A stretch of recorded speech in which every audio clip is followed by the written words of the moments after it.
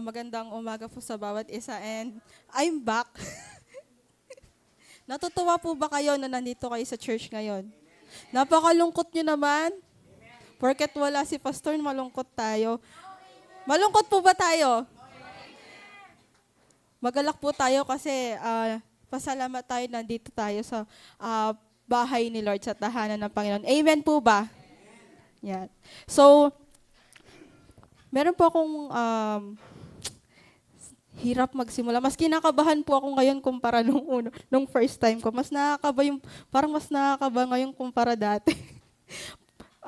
Pero ngayon po, sa mundo natin ngayon, naniniwala po ba kayo na madaling hanapin or i-access lahat ng bagay? Di ba po sa mundo natin ngayon, everything is easy to find and to access. You can search anything sa internet if may gusto kang hanapin. Pag sa school, yan. Pag tinanong ng teacher, may tanong yung teacher, hindi mo alam. Saan ka pupunta? Kay ChatGPT, di ba? So, ang daling hanapin lahat sa internet. For example, nakita mo yung damit or bag nung kaibigan mo, nagandahan ka, tatanungin mo, saan mo binili yan? Sa TikTok lang, tsaka sa Shopee. Send ko sa'yo yung link. Di ba? Ang dali nating ma-access or mahanap yung mga bagay-bagay na gusto natin. And many people, they already have everything they could ever ask for. Financially, physically, and materially. Di ba sabi nila, mahirap yung mga tao, pero makita mo, laging nasa mall, nag-Uniqlo, di ba, nag-Starbucks, mag-Facebook, mag-post pa yan sa Facebook, ATM, di ba? At this moment, tama ba? Or at the moment, di ba? Magma-my day pa yan na travel here, travel there, di ba? Tapos sasabihin, ay, wala akong pera. Pero nag-post ka sa Facebook, nasa Japan ka, nasa Thailand ka. Pag uwi mo sa Pilipinas, ulam mo tuyo. Di ba? So, yan, yung mga tao, lahat nahanap na nila sa internet eh. Lahat na-access na natin sa internet. But despite having all these things, there's still one thing that money cannot buy and that many people are still searching for. And that is peace. Diba? Have you ever tried to look around you and ask yourself, where is peace?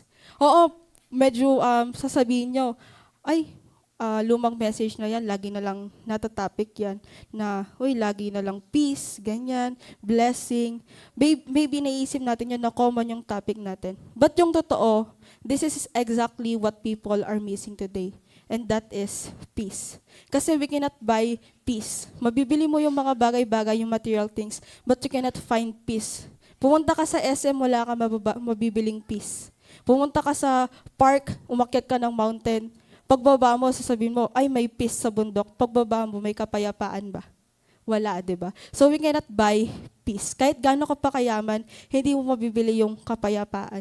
Pumunta ka sa grocery store, walang peace. May green peace, pero walang peace. So, yung topic natin today is titled Peace in Pieces, Finding Wholeness in the God of Peace. Again, Peace in Pieces, Finding Wholeness in the God of Peace. Yung unang peace is P-E-A-C-E, which means kapayapaan. And yung second pieces is P-I-E-C-S, which means pira-piraso, brokenness, kaguluhan, or chaos. So sa Tagalog, kapayapaan sa gitna ng kaguluhan.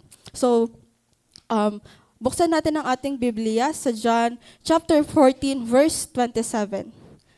Favorite ko yung John, last preaching ko, John din yata yung main verse ko, John chapter 12, verse 26. Ngayon, punta tayo sa John chapter 14 rather, verse 27. Ang sabi niya, kapayapaan ang iniiwan ko sa inyo, ang aking kapayapaan ay binibigay ko sa inyo, hindi gaya ng ibinibigay ng sanlibutan. Ang ibinibigay ko sa inyo, huwag mabagabag ang inyong puso o matakot man. Sa English, ang sabi niya, peace I live with you, my peace I give you, I do not give to you as the world gives. Do not let your hearts be troubled, and do not be afraid. So let us pray. Hallelujah, Lord God.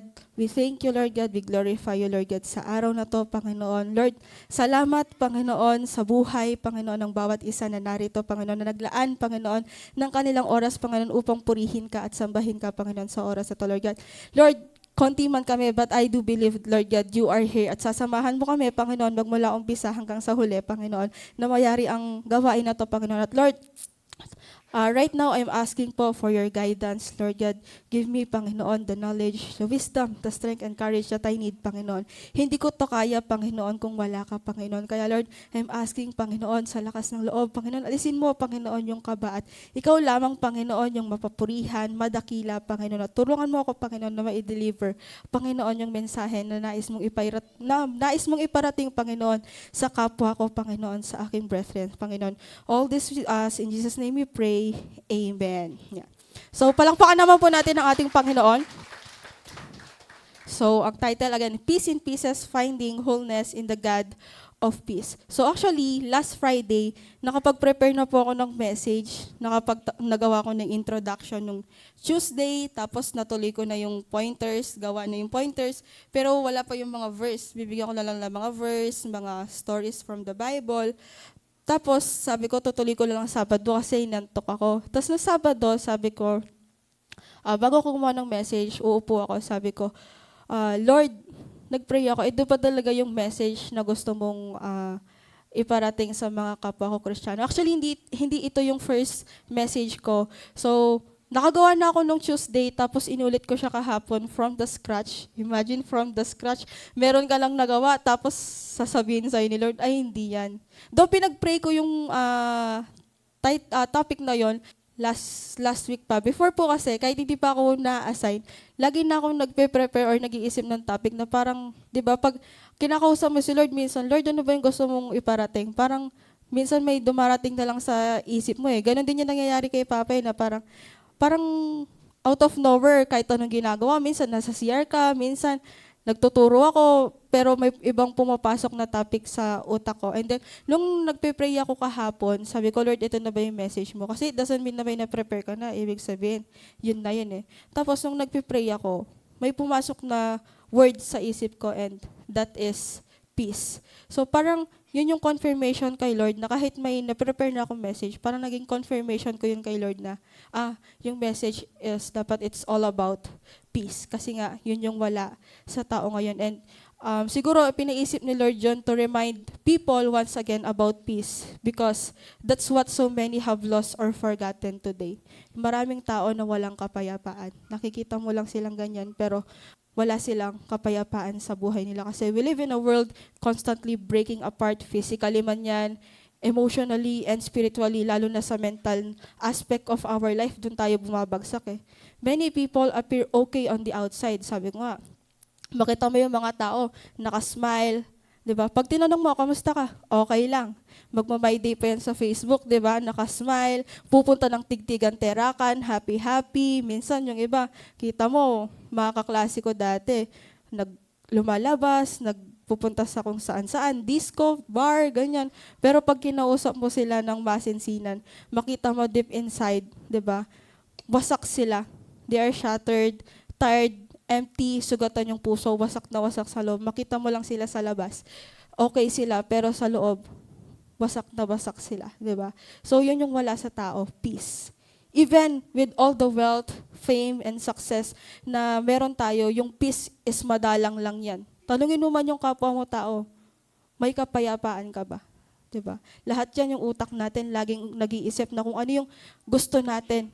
Dapat ganito, dapat ganyan. Kaya nawawala yung kapayapaan natin. Di ba? Yung celebrity, last Friday yata, nung namatay yung anak ni Kuya Kim, di ba? Parang kung isipin mo, yung tatay niya, Kristiyano, nasa kanya lahat, nakatira sa Amerika, pero nakuha niya pa rin. Pero deep inside pala, nakita mo siya sa TikTok, nagpo-post siya na masaya siya. Pero deep inside, depressed pala siya, di ba? May iba pala siyang nararamdaman, kanya nakuhang tapusin yung buhay niya kasi akala mo masaya siya. Pero deep inside, basak siya. Kanya, minsan, kamustahin din natin yung kapwa natin tao, di ba? Isipin natin na, ay, kala mo masaya siya, pero okay naman yan eh. Pero try mo siyang i-one-on-one, dun mo mas makikilala yung tao. Kaya nga sabi, don't judge the book by its cover. It doesn't mean na nakikita mo siyang ganyan, okay siya. Pero sa loob, mali mo, kailangan niya pala ng kausap. Kasi even though you have, imagine lahat, yung anak ni Kuya Kim, Meron na siya lahat. She has everything. Bira, 'di ba? Fame, wealth, and success. Pero empty pa rin pala siya sa loob. And yun yung proof na in our generation today, depression has become common and peace has become rare. Nagkabaliktad na. Yung nagiging common na ngayon is depression and nagiging rare na yung peace. So, merong story dito sa Bible. Very familiar story in the Bible, si Job. Kilala naman natin si Job, di ba? Pero sa mga hindi nakakaalam ng story, sige, ulitin natin ulit para sa knowledge ng bawat isa. So, there was a man in the Bible named Job. The Bible describes him as blameless, yan, upright, and God-fearing. And hindi siya gumagawa ng kasalanan or he's turning away from the evil. Job had everything anyone could ever want. A good family, mayaman siya, good health, and success. Meron siya nun. Lahat ng gusto mong hilingin or baka nga yung lahat ng pinagpipray mo or hinihiling sa Panginoon, meron si Job eh. He was respected also and blessed in every area of his life. But one day, lahat yon nagbago. Bakit? Kasi challenge ni Satan si Job. Ano bang sabi ni Satan kay Lord? Baka kanya lang yan nagpupuri sa'yo, baka lang kaya yan naglilingkod sa'yo. Kasi binibigyan mo siya ng blessing. So ang sabi ni Lord, sige, itest natin siya kung totoo nga yung sinasabi mo na kanya lang siya naglilingkod kasi bless siya. So, inallow ni Lord na matest si Job. Again, sino nagbibigay ng problema? Hindi si Lord, si Satan. Inaallow lang ni Lord na magkaroon tayo ng problema, pero hindi si Satan yung hindi si Lord yung nagbibigay ng problem or trials, instead si Satan, inaallow lang ni Lord. And sabi ni Lord, sige, i-test natin siya. Hindi dahil gusto siyang sirain ng Panginoon, but para patunayan yung faith or yung pananampalataya na meron siya. And in a single moment, take note, nangyari lang to sa isang araw, na gumuho yung mundo ni Job kasi nawala yung pangkabuhayan niya, yung servants niya, yung mga kaibigan niya, iniwan siya. And even yung anak niya nawala. Di ba? Pati asawa nga niya, iniwan siya. Sa isang araw lang yan. Imagine, isang araw, ang saya-saya ng buhay mo, kinabukasan, wala na. And after that, nagkasakit din siya. Nagkasakit din siya na from head to toe, and one day, you have everything nga, tapos kinabukasan, wala na. Ang sakit nun, di ba? Yung pinaghirapan mo, tapos mawawala lang na minsanan. Di ba? Parang sa earthquake, di ba? Ang ganda-ganda ng bahay mo, gumuho lang ng isang, dahil sa earthquake, wala lahat ng pinaghirapan mo. Kaya sabi, di ba, all things are meaningless. Kaya huwag mong pag-aksayahan ng panahon yung mga bagay na meaningless para sa Panginoon. Kasi yung mga material na bagay, nawawala yan. Di ba? So, nung his wealth was gone, his family was gone, and his wealth was gone. Even his friends began to doubt him, and his wife told him to curse God and die. Imagine yung asawa niya, anong sabi niya? Sumpain mo yung Panginoon. Pero ginawa ba ni Job? Hindi, di ba? Hindi niya ginawa. Kahit na basag na si Job sa loob, hindi niya pa rin sinumpa yung Panginoon. Kasi kahit broken siya, Job did not lose his peace in God. Oo, umiyak siya. He grieved, he questioned God, but he never let go of his faith. Okay lang yun, okay lang naman magtanong sa Panginoon eh. Actually, gustong-gusto nga ng Panginoon na nagtatanong tayo sa Kanya. Lord, bakit ganito? Lord, bakit ganyan? Pero si Job, he never let go of his faith kahit ang dami ng nangyaring hindi maganda sa buhay niya. Di ba ang hirap nun? Siguro kung tayo yung tatanungin natin, nawala lahat sa atin pero naglilingkod tayo sa Panginoon. Di ba? Baka questionin natin yung Lord. Lord, ginawa ko naman lahat. Every Sunday, nandito ako. Nag-attend ako ng Bible study, lahat ng worship, lahat ng Bible study, sinamahan ko, wala akong palya, pero bakit nangyari sa buhay to? Sa buhay ko to. Yun nga, minsan, may pinag-pray ka lang, tas biglang nawala. Parang nawawala na yung pananampalataya natin sa Panginoon, nanlalamig ka na eh. What more pa si Job, na lahat naubos na sa kanya, pero hindi pa rin nawala yung pananampalataya niya. Sana maging katulad tayo ni Job na despite all the things na na-experience niya, is hindi pa rin tayo lumayo sa Panginoon. Kasi again, material na bagay lang yan. Kasi kahit mawala lahat, pero pag yung nandun yung peace, di ba? At peace yung heart mo at ease, yun yung pinaka mahalaga. Sabi nga dito, sa Job chapter 1 verse 21, naked I came from my mother's womb, and naked I will return there. The Lord gave, and the Lord has taken away. Blessed be the name of the Lord. Ano sabi, di ba? Nung dumating tayo dito, nung lumabas tayo sa tiyan ng sinapupunan ng magulang natin, meron ba tayo? Di ba wala tayo? Kahit 5, kahit piso, wala tayo. So, babalik din tayo na wala. Kasi, hiniram lang natin yan, pinahiram lang yan ng Panginoon sa atin. So pag kinuha yan, wala tayong karapatan magreklamo kasi in the first place, pinahiram lang yan ng Panginoon. Pasalamat nga tayo, pinahiram pa tayo ng Panginoon, diba? Sino ba tayo para pahiramin ng Panginoon? Pero binigyan niya pa rin tayo ng karapatan and pinahiram niya pa rin yung mga bagay na meron tayo ngayon. Kaya small things, magpasalamat tayo sa Panginoon kasi dapat wala ka. Di mo deserve pero pinagpala ka niya. Amen po ba? Amen. So sabi din sa Job chapter 19 verse 25, Job declared, I know that my Redeemer lives. So it's a declaration of faith na kahit anong pinagdaanan niya, may pananampalataya pa rin siya sa Panginoon kasi alam niya hindi siya iniwan ng Panginoon. And Job held on the truth that his peace did not come from what he had, it came from God. It came from who God is. So again, lahat yan nanggaling sa Panginoon. And sa huli, God restored Job's life, giving him twice as much as he had before. So imagine, dinoble ng Panginoon yung nawala sa kanya, di ba? Baka mali mo binigyan pala siya ng 10 asawa, dati isa lang. Hindi lang doble yung binigay sa kanya, di ba? Binigay pa ng Panginoon yung doble-doble, higit pa sa inaakala niya na ibabalik ng Panginoon. But more than the restoration, Job gained something far greater, and that is the deeper peace and intimacy with God. Kasi tayong tao, sometimes we forget to ask ourselves, who really is our peace? Sino ba yung kapayapaan natin? Who gives peace that remains even when everything else is falling apart? Kasi tayong tao, we often try to find peace sa tao, sa possessions na meron tayo, sa mga bagay na meron tayo, sa achievements na meron tayo. Kasi parang pag di na tayo nakaka-achieve ng something, feeling natin we are meaningless. Nawawala yung peace natin pag wala tayong na-achieve sa buhay na kino-compare natin yung sarili natin. Bakit si ganito, nagtatrabaho na? Bakit si ganito, kasabayan ko lang siya nung nag-start kami sa pag-aaral. Mas matalino ako sa kanya, ganito ako, pero bakit mas malayo yung nararating niya sa atin? And yun yung reason, isa sa mga dahilan bakit nawawala yung peace natin sa buhay.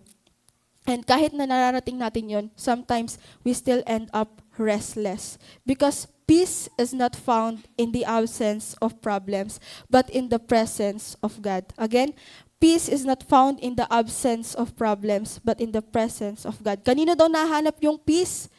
Sa Panginoon. Amen? So, bago po tayo dumako sa iba, I will ask you some question. Ito, how can we find peace when our life feels like it's in pieces? Again, how can we find peace when our life feels like it's in pieces or chaos, kaguluhan, or brokenness?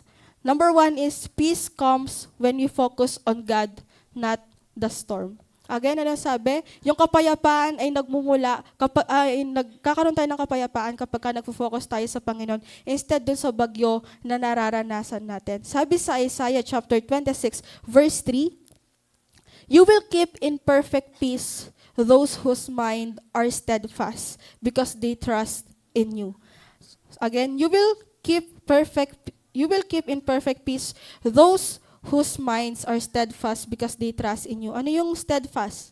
Pagiging matatag. So Isaiah reminds us that the true peace doesn't mean there are no storms in life. Diba? Di naman sinabi ng Panginoon na pag Kristiyano ka na, wala nang problema, diba? Sinabi ba ng Lord yun? Diba sabi nga ni Lord, kapag sumunod ka sa akin, you must carry your own cross. Ano ba yun? Mga trials, mga temptations in life. Hindi niya sinabing, hindi tayo magkakaroon ng problema. Sabi niya, we will face many troubles. And ang kapayapaan, peace comes from trusting God kahit magulo na yung paligid mo.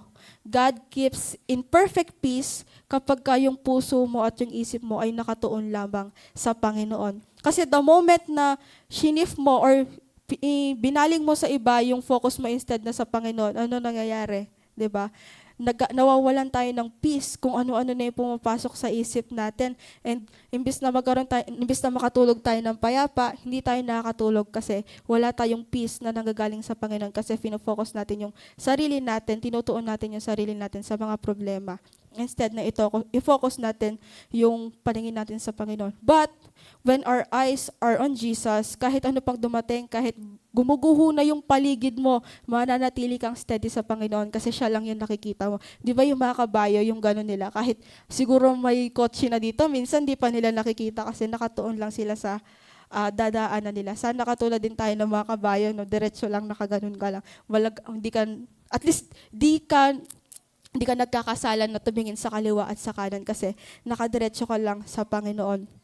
Tulad ng sa Matthew chapter 14 verses 22 to 33 ang sabi, it's about Peter, yung very familiar story also, yung lumakad siya sa tubig, 'di ba? Makikita natin dito na after magpakain nila Lord ng 5,000, yung 5,000 sa Matthew, ang sabi, Jesus made his disciples get into a boat to go ahead of him while he went up a mountain to pray. So, after nila magpakain, nanalangin si Lord sa bundok, and then pinauna niya na yung mga disciple niya na pumunta sa boat, and after nun, yung bagyo super lakas na na-oppose na ng waves and hangin yung boat.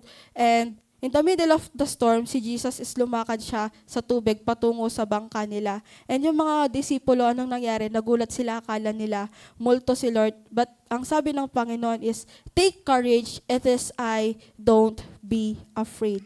So, after nun, si Peter nakita niya ang Panginoon and sinabi niya sa Panginoon, pwede ba akong lumakad kasama ka sa tubig? And ang sabi ng Lord, sige, sumama ka sa akin, pumunta ka dito. And si Peter, nagsisimula na siyang lumakad sa tubig. Hindi siya lumulubog nung una, 'di ba? Pero nung nakita niya na yung malalakas na hangin at malalakas na alon, anong nangyari? Natakot siya. Anong sabi niya? Lord, save me. And si Lord, agad-agad niyang tinulungan si Peter para iangat siya. Anong sabi ni Jesus kay Peter? You of little faith, why did you doubt? Diba? Bakit ka nag-doubt siya sa Panginoon nung una eh? Dire-diretso siya, hindi siya nagda-doubt. Pero nung nakakita na siya ng storm, nung malalakas na yung hangin, anong nangyari? Nag-doubt siya, unti-unti siyang lumubog. And nung pumunta sila sa boat, biglang humupa yung bagyo. And anong sabi, na mangha yung mga disipulo and nagsabi nila, truly you are the Son of God. So bakit nagda-doubt si Peter? Kasama niya si Lord, 'di ba? Nagduda siya, kanya unti-unti siyang lumubog. So many of us, katulad tayo ni Peter nung nakilala natin si Lord, nag-start tayo, excited tayong pumunta sa simbahan, sa church, full of faith, ready to step out for God. At first, we trust Him, naniniwala tayo na kaya niyang gawin lahat.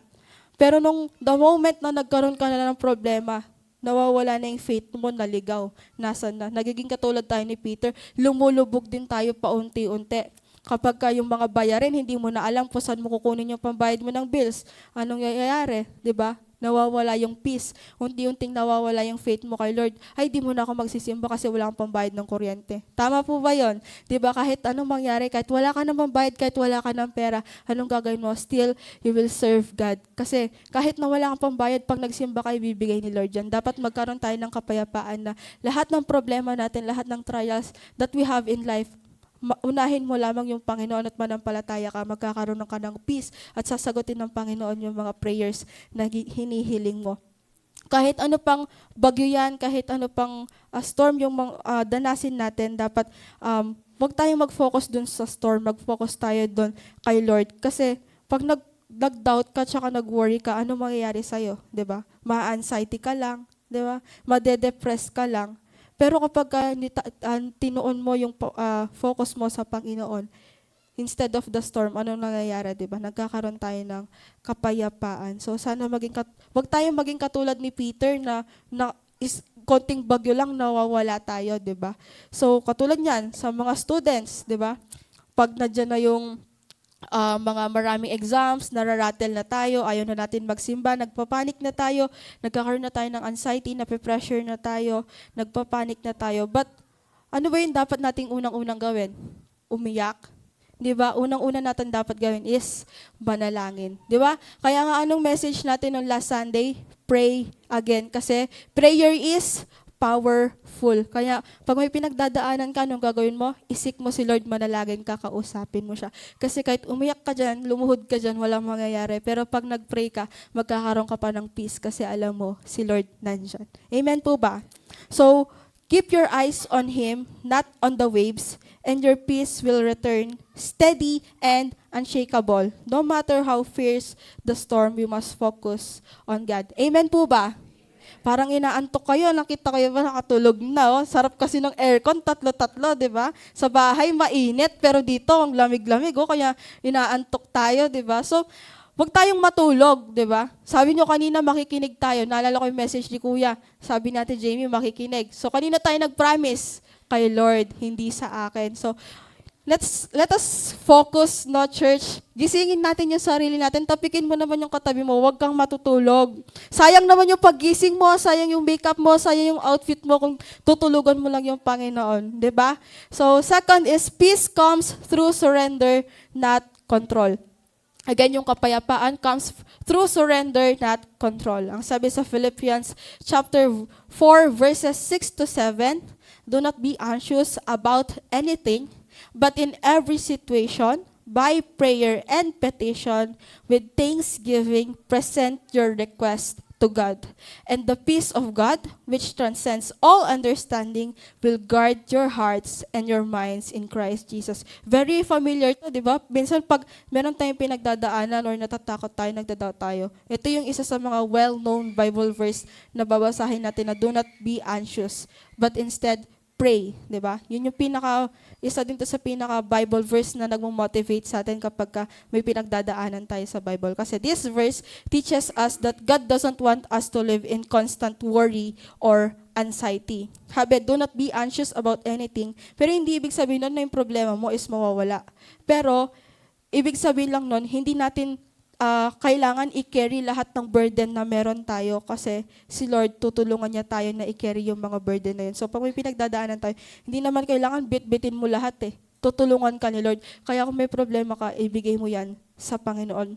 And encourage tayo also to bring every concern to God in prayer or sharing our needs honestly while also taking Him for His goodness and provision. Actually nga, dapat pag may pinagdadaanan tayo, dapat magpasalamat pa tayo sa Panginoon, di ba?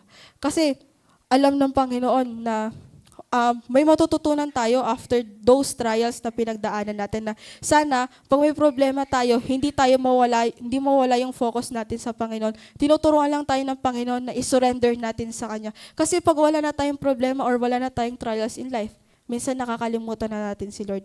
Kasi di ba pag may problema yung tao, mas dun siya lumalapit sa Panginoon. So it is a way para mas kilalanin natin ng Panginoon or mas lumapit tayo sa Panginoon. Kasi yung mga, kaya nga, di ba, minsan yung mga may kaya, yung mga mayayaman, dahil meron na sila lahat, hindi na sila lumalapit sa Panginoon. Di ba? Sino yung mga lumalapit sa Panginoon? Yung mga nangangailangan ng tulong. And si Lord, He's always willing na ibigay yung kamay niya para sa mga anak niya na nangangailangan ng tulong. Amen po ba? Kasi, pag binibigay natin kay Lord lahat to, nagkakaroon tayo ng kapayapaan that transcends all understanding and nagiging calm and steady tayo na nagkakaroon tayo ng assurance sa ating puso at sa ating isipan na ay, wala to, kayang-kaya ng Panginoon to. Na kahit you are in the middle of chaos, hindi ka mag-worry kasi alam mo, sinurrender mo na kay Lord.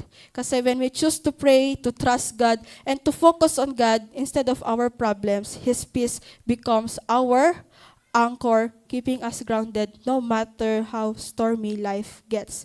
So, again, yung kapayapaan ng Panginoon hindi nanggagaling, the peace of God doesn't come when everything is under your control. So, wag mong kontrolin yung mga bagay-bagay na hindi mo kayang kontrolin. It comes when you surrender everything to His control.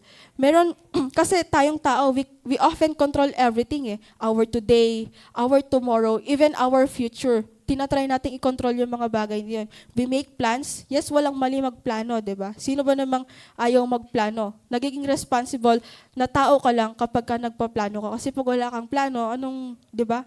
tawag sa'yo, tamad, irresponsible. So you are just being responsible sa buhay mo or sa buhay ng family mo. That's why you are making plans. Kasi sino bang ayaw ng good future for his or her family, 'di ba? Kaya there's nothing wrong in making plans and setting goals. And yan, yung tao mahilig din sila mag-predict na mga future nila, yung mga tao very futuristic or advanced mag-isip. Na sometimes we hold on tightly to things we cannot fix. Yan, yung mga relationships, uncertain careers, dyan maraming bumabagsak, and life circumstances beyond our control. Kasi the harder we try to force things na pumunta sa way natin, the more stress and anxiety and frustration build up inside us. Kasi, for example, sa plans, careers natin, sa studies, gusto natin, planado lahat, which is walang mali. Kasi mas maganda nga yun, nagpaplano ka. Pero pag hindi, for example, naghirap ka magtrabaho para ma-promote ka, kaso napunta sa iba yung promotion na hinihingi mo. Anong nangyayari? Nagkaka-anxiety ka, nade-depress ka, di ba? For example, sa pag-aaral, aral ka, hindi ka natutulog, tapos hindi ka pumasok sa top. Hindi ikaw yung top 1. Anong nangyayari sa'yo?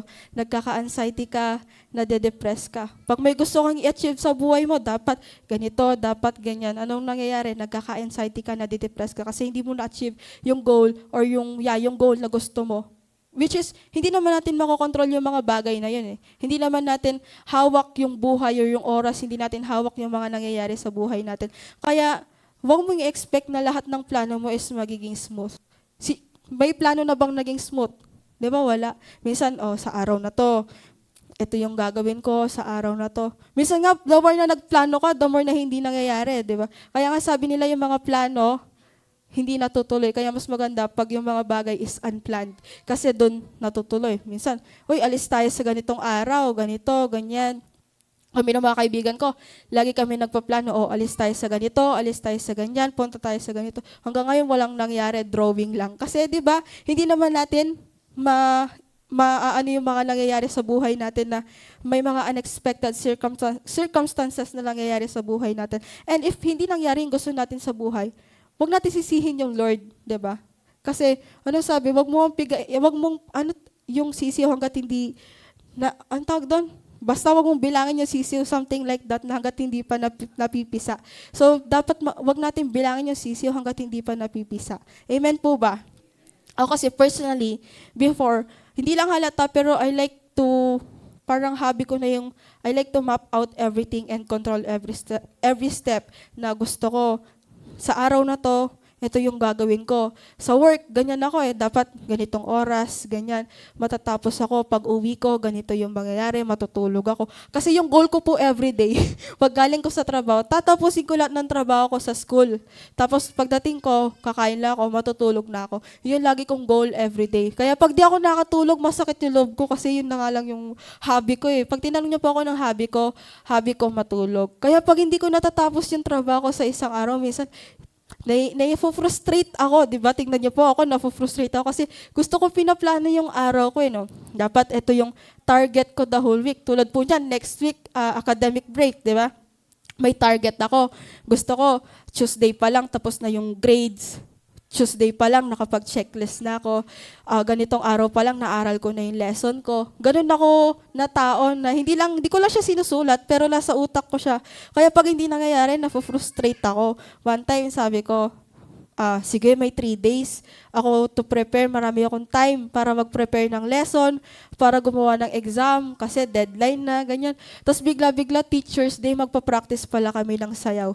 Kasi na-frustrate ako na, ba't pa kami pasasayaw? Hindi naman ako sumasayaw. Tapos, imbis na natapos ko na yung exam ko, matutulog na lang ako, uwi ko sa bahay, di pa siya nangyari. Pero, yun yung natutunan ko rin na, hindi lahat ng plano mo is nangyayari sa buhay. Kaya sabi ko, nagiging na lang ako parang sige kung mangyayari. May goal pa rin naman ako na dapat ito. Pero pag hindi siya nangyari or hindi ko siya natapos, it's okay. Kasi ako lang naman yung ma-stress and ma-frustrate Kasi mahilig akong ng timetable sa sarili ko. Tignan nyo po, sabi ko, siguro 22, may boyfriend na ako. Hanggang ngayon, wala pa rin akong boyfriend, di ba? Kaya wag natin, Hindi ko nasasabihin na mag-asawa ko, ayoko na. Ayoko pala. Kasi nakaka-stress pala mag-asawa. Kasi pag single ako, hindi ko kailangan magpaalam. Kahit saan ako pumunta, pwede pa magpapaalam lang ako sa tatay ko. Ganito po ako magpaalam sa tatay ko. Maraming po, kada after ng word may po, Papa po, alis po ako bukas po. Ganito po, sila po yung kasama ko po, para hindi ako papagalitan. Dapat po, ganun ako magpaalam. Yung nagpapakabait ako po. Papa, kain ka. Para at least, di ba, papayagan ako, di ba? Tulad ng dati, mag-overnight kami. Sabi ko, Papa, mag-overnight po kami sa Azure. Ay, ang bait ko, ilang araw ako mabait. Kasi overnight first time ko mag-overnight. So, kailangan nagpakabait ako para payagan niya ako. Lahat ginagawa ko talagang, di ba, ganun lang yun eh. So, wag tayo mag-expect or wag tayo mag-frustrate if yung mga bagay is hindi nangyayari kasi nawawala lang yung peace natin eh. Nafo-frustrate lang tayo sa buhay. And naku-question pa natin si Lord na ganito, ganyan. So, huwag tayo mag-expect. Just go with the flow. Again, it's okay to have plans for your future. Pero again, huwag kang ma-frustrate pag hindi nangyari. Kasi anong sasabihin natin lagi? Let your will be done. Amen po ba? So, meron dito, story from the Bible. First Samuel, it's about Hannah. So, si Hannah is isa siya sa... isa siya sa mga asawa ni Elkanah. And si Elkanah, mahal na mahal niya si Hannah. Pero si Hannah is barren or baog siya. Hindi siya makapag-bear ng child. And meron din si Elkanah, meron siyang isang asawa pa, which is si Penina, na may anak. And every time na nakikita si Hannah at saka si Penina, laging kinukutya ni Penina si Hannah kasi hindi siya makapag-bear ng child.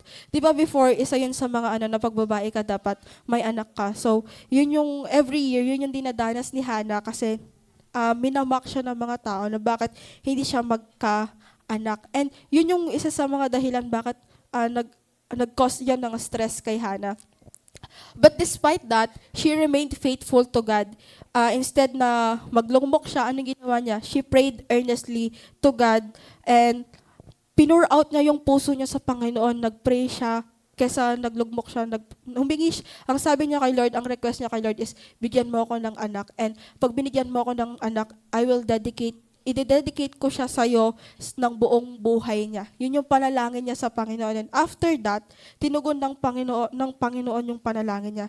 And after manalangin ni Hannah, after niya mag-pray, nag-iba yung, parang nagkaroon siya ng peace sa puso niya. Di ba, ganun ka-powerful yung prayer eh. Ako din po minsan pag na-stress ako, hindi ko alam yung gagawin ko, nagpe-pray lang ako. After that, di ba, tapos magpatugtog ka ng music, worship song, nawawala, di ba? Nagkakaroon ka ng peace sa puso kasi sinurrender mo na lahat sa Panginoon. And ganun din si Hannah, after she prayed, sinurrender niya na sa Panginoon. So nawala na yung bigat niya sa puso. And after niyang manalangin, tinugon ng Panginoon yung panalangin niya. Binigyan siya ng Diyos ng anak na lalaki. Ang pangalan niya is Samuel. So, di ba, nung lumaki na si Samuel, dinedicate ni Hannah si Samuel sa Panginoon. And naging ano pa si Samuel, naging prophet pa siya and leader of Israel. Di ba ang galing? Ang sabi ni Hannah, i-dedicate ko siya sa Panginoon. And anong ginawa niya? Dinedicate nga niya si Samuel. Sana maging ganun din tayo, no? I-surrender natin yung mga problema, yung worries natin in life. Kung ano man yung mga prayer request natin, i-surrender natin kay Lord kasi doon tayo magkakaroon ng kapayapaan. Kasi hindi naman natin kayang i-control yung mga bagay-bagay. Kaya yung story ni Hannah, it is a powerful example of faith, persistence in prayer, and surrender. Kasi sinurrender niya yung panalangin niya, yung request niya na magkaroon ng anak sa Panginoon. And she experienced peace even before her prayer was answered because she entrusted her heart and her desires to God. Na pinapakita na true peace comes from surrendering our struggles to Him, not trying to control everything sa sarili natin. Kaya ang sabi sa Proverbs chapter 16 verse 9, in their hearts humans plans their course, but the Lord establishes their steps. Ayan, ang puso ng tao ang nagpapanukala ng kanyang daan, ngunit ang Panginoon ang nangangasiwa sa kanyang mga hakbang. Ang ganda po nun, no? Si Lord pa rin. Kaya pag may pinapanalangin tayo, let's still surrender to God. Lord, let your will be done. So next, peace comes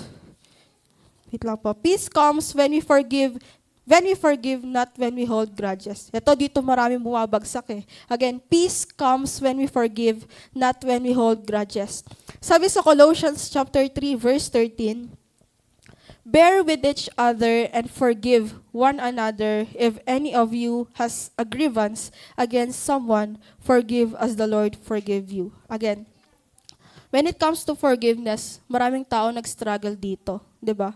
Parang, ang hirap magpatawad. Mahirap po bang magpatawad? Again, mahirap po bang magpatawad? Parang ang hina. Parang di kayo nag-agree. So, mahirap nga magpatawad. Honesty is the best policy. Hindi naman magagalit si Lord pag inamin yung hirap kayo magpatawad. Ako, marami akong kilala, hirap magpatawad. Sometimes, ang hirap magpatawad, diba? Totoo po yan, ang hirap-hirap magpatawad.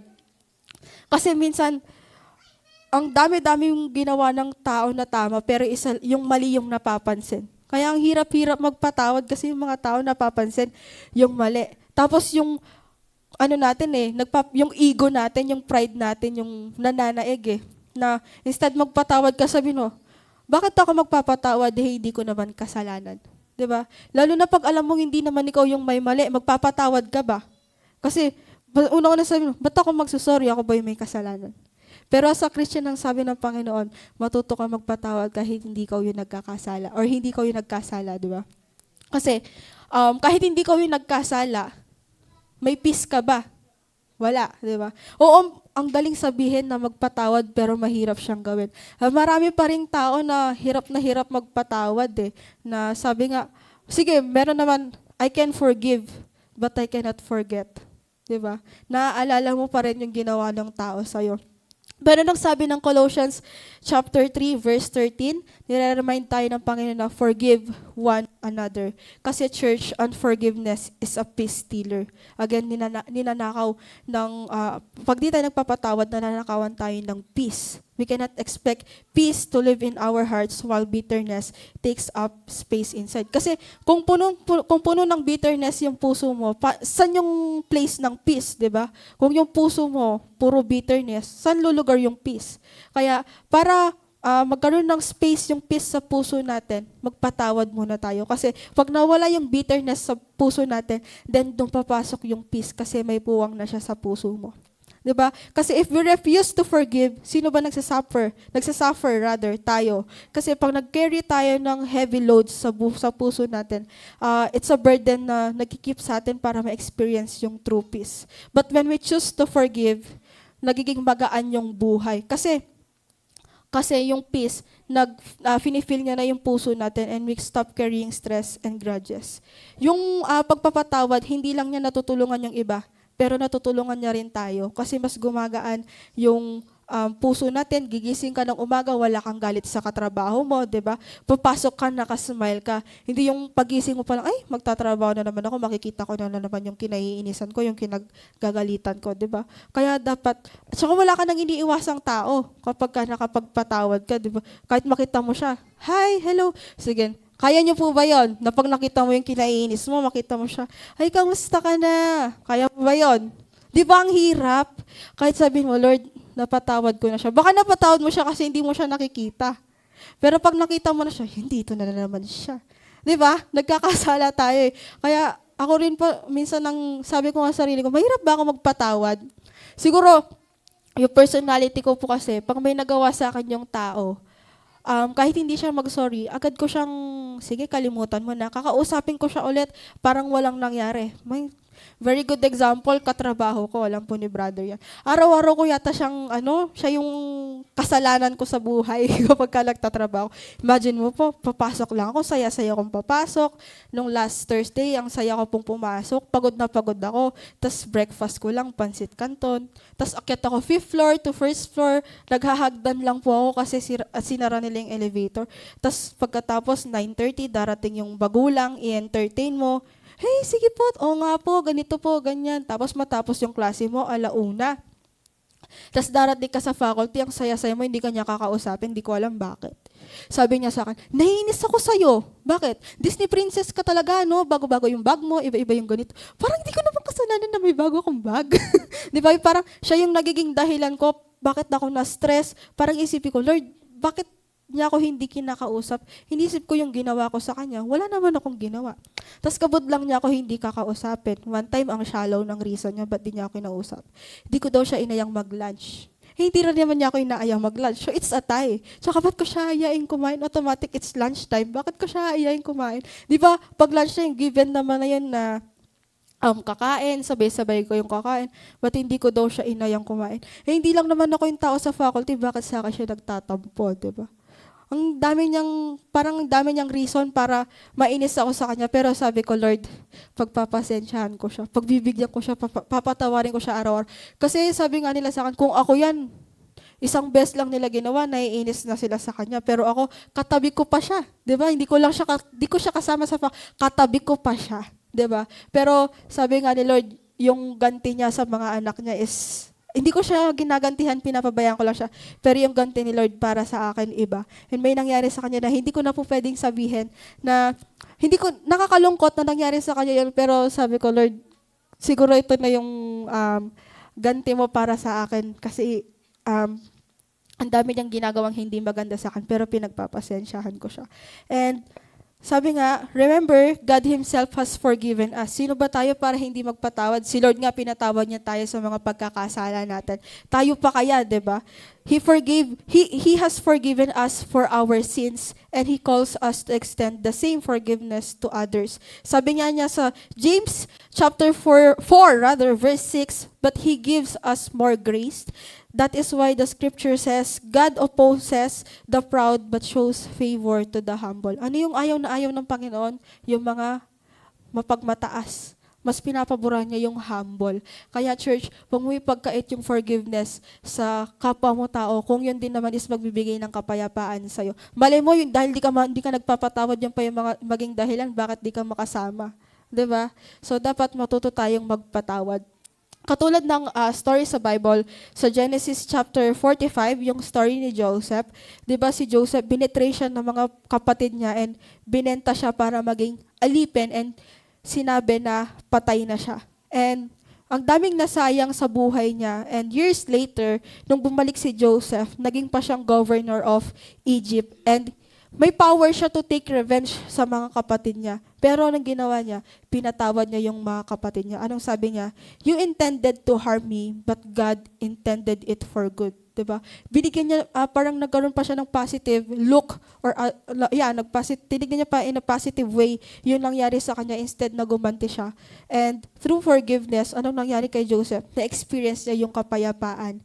And na-restore pa yung family niya. Kasi kung hindi siya nagpatawad, anong nangyari? Baka hindi niya kasama yung family niya, di ba? Sino ba namang tao yung ayaw kasama yung family niya? Kaya natuto siya kaya pinatawad niya yung family niya. And nung nagpatawad siya, anong nangyari? Nag-gain din siya doon, nakasama niya yung pamilya niya. Forgiveness doesn't change what happened, but it changes what happens next. Sabi, yung forgiveness hindi daw niya mababago kung ano yung nangyari before, but kaya niyang baguhin yung mangyayari pa in the future. Kasi when you choose to forgive, you release yourself from the prison of bitterness na nagkikip sa'yo sa puso mo yung don't dwell on the past, di ba nga sabi Lord, do not dwell on the past. Because peace and unforgiveness cannot coexist. Hindi mo pwedeng pagsamahin yung peace and unforgiveness. Isipin mo nga, may peace ka, tas hindi ka nagpapatawad, paano yun? Diba? Kaya hindi mo pwedeng pagsamahin yung peace and unforgiveness. Kaya mamimili ka lang sa isa, peace and unforgiveness. Ako doon na ako sa peace kasi makatulog ako ng maayos. Diba? Pag di ka marunong magpatawad, pagising mo, bad trip ka agad. Diba? So, and holding onto resentment only blocks the fullness of God's peace in your life. And kung gusto mo talaga ng tunay na kapayapaan, i-release mo na yan. Kung ano yung poison yan sa buhay natin yung hindi pagpapatawad, kanya i-release mo na yan. So I hope, church, let us forgive as Joseph did. Let go of the past, surrender the hurt, and allow God's peace to flow in and restore your soul. So nandito na po tayo sa last pointer. Masyado po ba tayong mabilis? Or sakto lang? Yan. Gising pa po ba kayo? Sana gising pa kayo, no? So, palakpakan muna po natin yung Panginoon. Yan. So, last is, peace comes when we rest in God's promise. Huwag po kayo magre-rest dyan, no? Sa pangako ng Panginoon tayo mag-rest, di ba? So sabi sa John 16, verse 33, I have told you these things so that in me you may have peace. In this world you will have trouble. But take heart, I have overcome the world. Ano sabi ni Lord? But take heart, I have overcome the world. Jesus never promised us a life without problems. He did not say we might face difficulties. He said, we will. So, yung buhay maraming pagsubok, hindi mo yan matatanggal, diba? Kasi hindi yan buhay pag walang pagsubok. Tama po ba? Nakakita ka na ba ng buhay na walang pagsubok? Hindi pa, diba? Kahit bilyonaryo pa yan, may pagsubok pa yan sa buhay. Minsan nga, iniisip niya, paano kaya ako matutulog? Isipin mo, ang dami niyang bahay, ang dami niyang kama, pero iniisip niya paano siya makatulog, diba? Meron tao, ang dami nilang bahay, pero may insomnia siya. Ikaw, kahit yung bahay mo maliit lang, wala kang insomnia, may kapayapaan kang matulog, diba? So, yun yung mga bagay na minsan trivial lang pero dapat nating ipagpasalamat sa Panginoon. Amen po ba? Amen. Kasi, yung pinramis ng Panginoon sa atin is mas powerful. Peace in the middle of those problems. So, kahit na marami kang problema, pag may kapayapaan, nawawala lahat yan. Diba? And He tells us, take heart, I have overcome the world. And this is the key to true peace.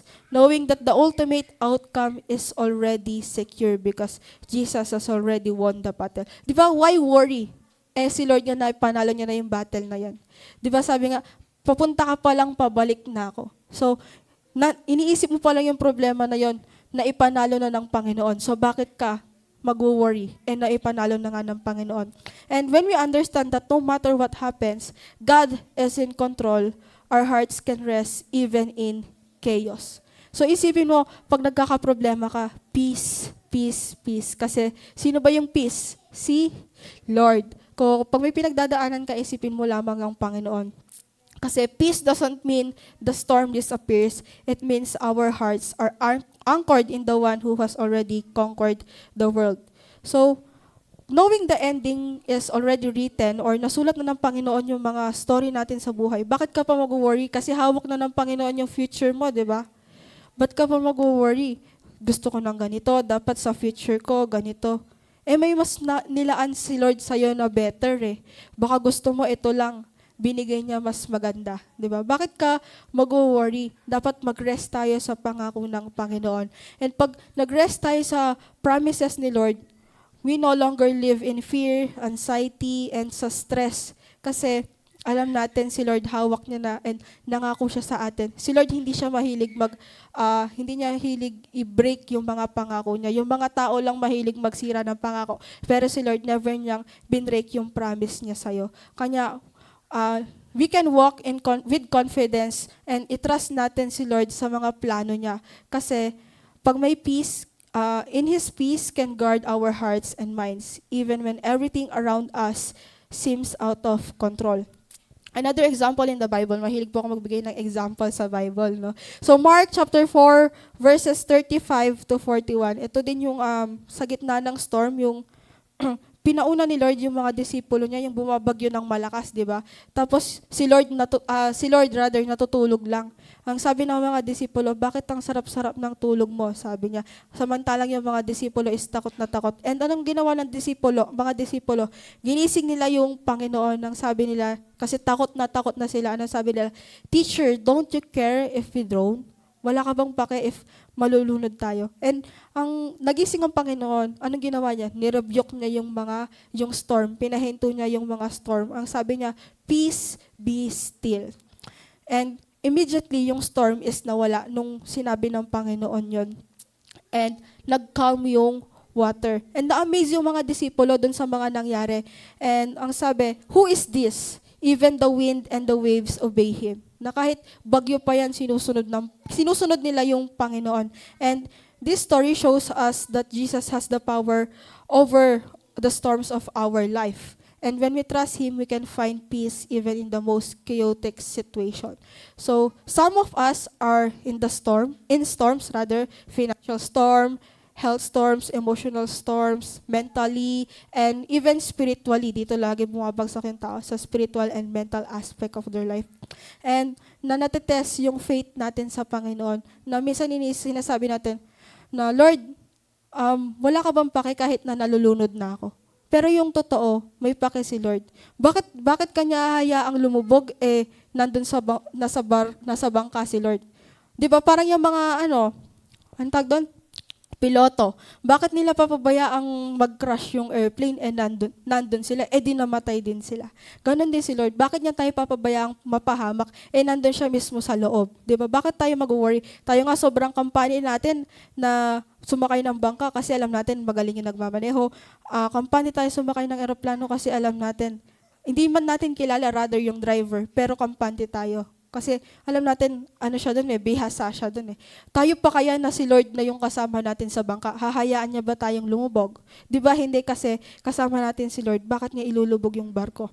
So, even in the story of the disciples, the Lord allowed the boat to be tossed and the waves to crash, yet He was in the boat with them. Siguro papabayaan lang ni Lord na lumubog mag-sink ng konti, pero sasaluhin tayo ng Panginoon. Di ba merong mga tendency sa buhay natin na akala mo iniwan ka na ni Lord, pero pag nandun ka na sa, alam niya hindi mo na kaya, tutulungan ka niya, di ba?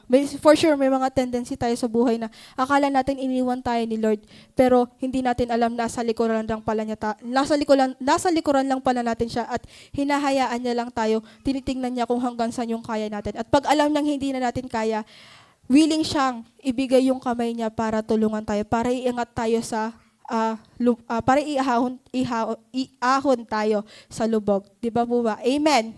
So, His presence doesn't always remove the waves immediately, but it ensures that we will not be destroyed. So, ang focus nito is, let us surrender everything to God and rest in His promises, hindi dun sa mga alon na nararanasan natin sa buhay. Kasi when we keep our eyes fixed on Jesus, na-experience natin yung supernatural peace which guards our hearts and minds.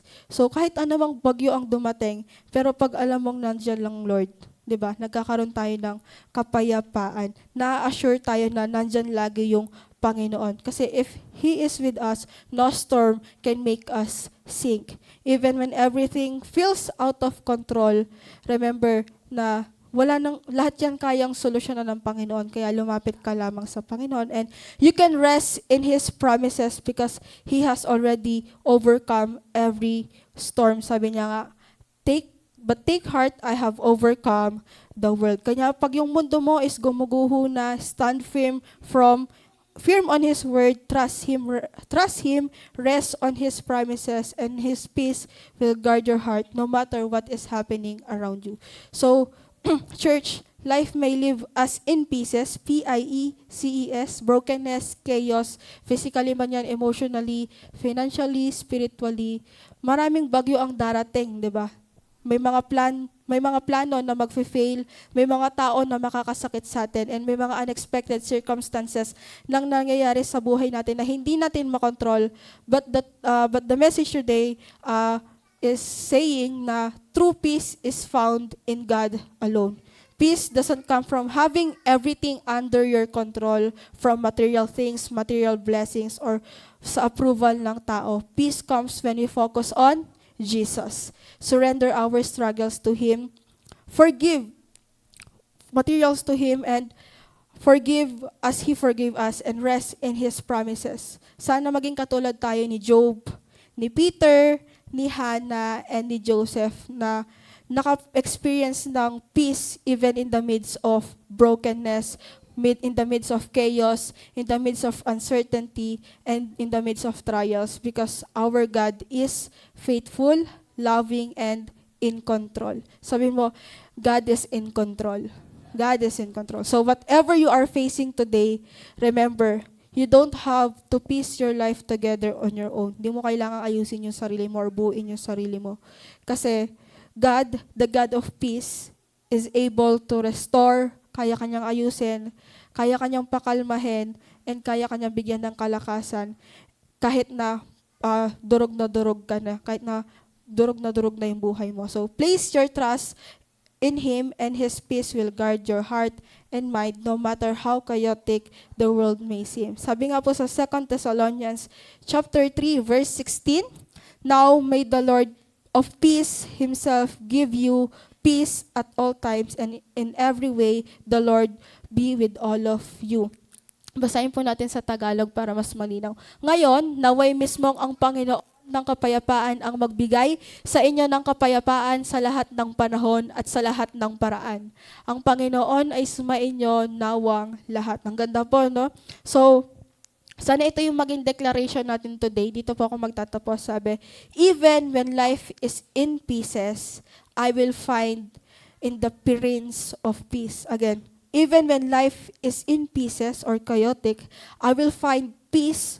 Makahanap ako ng kapayapaan in the Prince of Peace. Again, ang kapayapaan po ay ang ating Panginoon. To God be all the glory po.